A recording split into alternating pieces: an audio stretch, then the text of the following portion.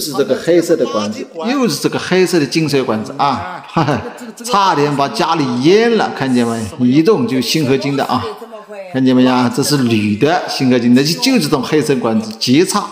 哎，8点多钟了，老太太说赶紧，我说，哎呀，我说你一个人住80多岁了，真是子女还在外地啊。他说，哎呀，儿子。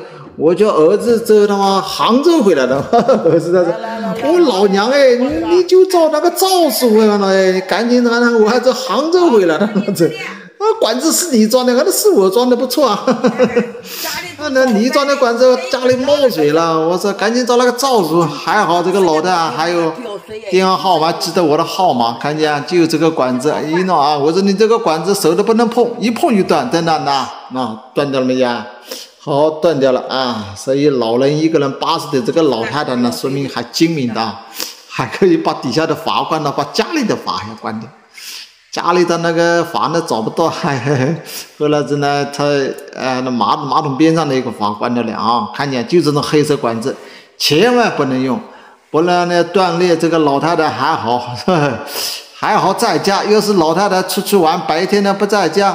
那个就糟了，家里啊，你看见没有？出水吧，不出水嘞，那个问题哎，真的老太太刚好今天晚上8点多钟在家的，刚好的啊。2米车呢，说实话我车上没有，特地呢打电话叫店里呢，赶紧啊，那去店里去拿一个。哎呀，店里人家都下班了，我说你来开一下门，去拿一下。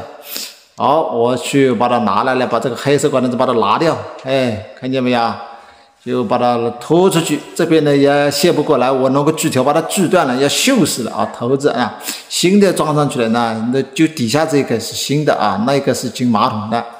好，穿个坐便机底下，再穿个一道墙，墙里面才到洗脸盆，洗脸盆底下呢有个小厨宝，这样呢老太太一个人呢在家呢洗脸呢就不动着了，80几岁了，子女都在外地。我说你嗨，真的老了，嘿，所以子女呢还要靠得近啊，靠得远呢，远见不如救活的。嘿嘿，好啦，冷热水开一下啊，看见没有？嗨，把这个事情老太太呢就是我家里有水了，好的啊，水发啊，随时随地为你解决，到你家就发呆去，嘿嘿。